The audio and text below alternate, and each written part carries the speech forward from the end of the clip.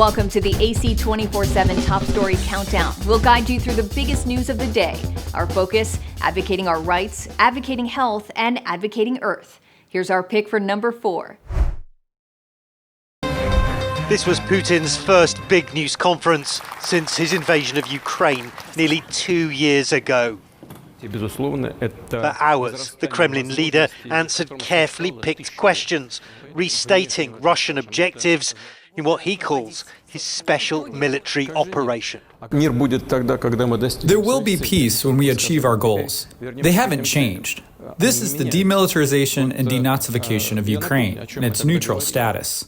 For the first time, Putin revealed more than 600,000 troops are currently in the conflict zone. But he gave no indication of losses, which US intelligence estimates are extremely high. The Russian leader did, however, indicate he believed Western resolve on Ukraine may be crumbling, significant as American aid for Ukraine is held up in the US Congress. Today, Ukraine produces almost nothing. They are trying to preserve something, but they produce almost nothing. They get everything, excuse the bad manners, for free. But this freebie may end someday. And apparently, it is ending. One Russian reporter asked Putin about recent Ukrainian gains across the Dnipro River. They're just small areas, Putin said, in which Ukrainian forces are now highly exposed. I don't know why they are doing it. They are pushing their people to get killed. It's a one-way trip for Ukrainian forces.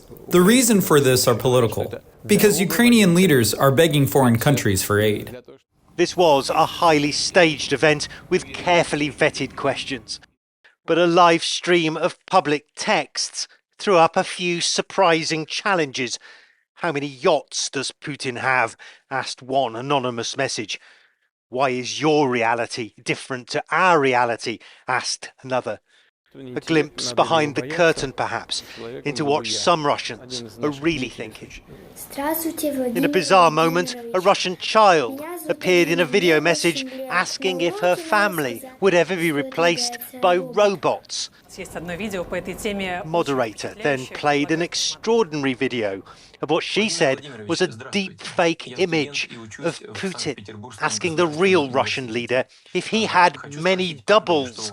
You're the first, Putin responded. Though, of course, there are rumors he has many. I see you can look like me and speak in my voice, but I thought about it and have decided that only one person should look like me and speak in my voice, and that person would be me. Meanwhile, as Putin held court, US journalist Evan Gershkovich actually appeared in one. Another appeal against his detention for alleged espionage denied, though Putin indicated talks to return detained Americans are ongoing. It's not that we refuse their return. We do not refuse. We want to negotiate, and the agreements must be mutually acceptable and satisfactory to both sides. That's why I think you need a bad woman in charge at the White House. Nikki Haley is trying to break the highest glass ceiling in politics, but you won't hear her say so, at least not directly, and that's just fine with many of her admirers. I think we're past the point of talking about that.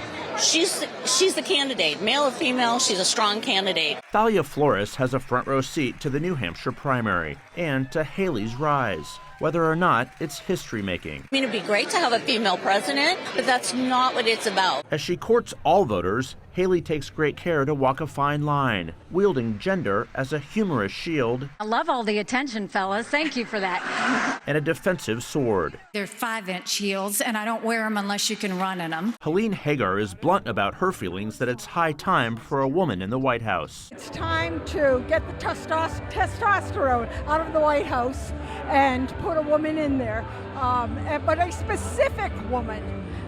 Not Kamala Harris, but Nikki Haley. At campaign rallies, it's a sentiment echoing from Iowa. She's smart, she's tough, and she's passionate. To South Carolina. She is level-headed and speaks to the issues rather than a lot of rhetoric. Haley is on a quest to draw suburban women back to the Republican Party after so many fled during the era of Donald Trump.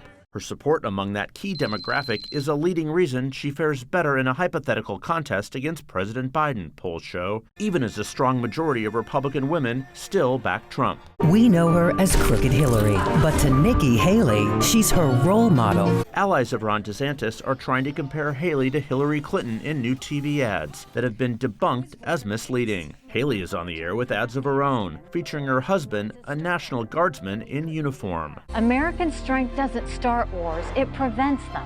That's what I'll do as president. As the final chapter of the primary comes into view, Haley now rarely repeats a rallying cry from her announcement earlier this year. May the best woman win. She makes clear she's neither campaigning on gender politics nor identity, a balance voters like Aaron Jorgensen take note of. Just because you're a woman doesn't mean I'm going to vote for you. You have to be the right person. And I'm just happy that maybe the right person is finally a woman. Whether talking about abortion, I don't think the fellas have known how to talk about it properly. Or the economy, It hasn't been an easy time for young families at all. Haley often infuses her answers with her life experience as a woman and a mother, which draws admiration from her crowds. She's my voice. She speaks for me. But Vicki Schwegler makes clear that's not why she intends to give Haley her vote. I would say it's time for the right resume. We're not looking at somebody, and we're not going to box anybody in because you're a woman, because you're a first-generation American. That's not who Republicans are. 3 years ago, as then-President Donald Trump questioned the 2020 election results, his lawyer Rudy Giuliani argued this video showed 2 women in Fulton County, Georgia, tampering with ballots. They look like this. They look like they're passing out dope, not just ballots. It is quite clear they're stealing votes. They were not. They were doing their jobs as election workers. But the misinformation, as they told the January 6th Congressional Committee, changed everything. It's affected my life in a major way, in every way, all because of lies.